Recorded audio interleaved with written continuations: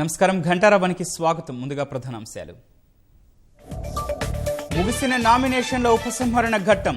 17 MP స్థానాలకు బరిలో 443 మంది అభ్యర్థులు.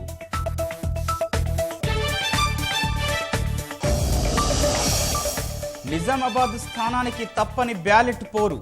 పోటీలో 178 మంది అన్నదాతలు.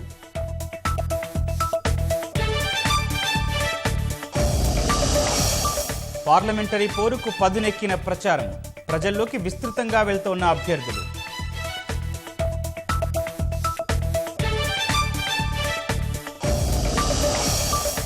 వీవీప్యాట్ స్లిప్పుల లెక్కింపుపై అఫిడవిట్కు సుప్రీం ఆదేశం.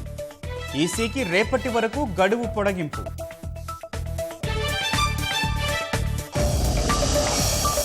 కర్ణాటక మంత్రి ఇళ్లు, కార్యాలయాలపై ఐటీ సోదాలు.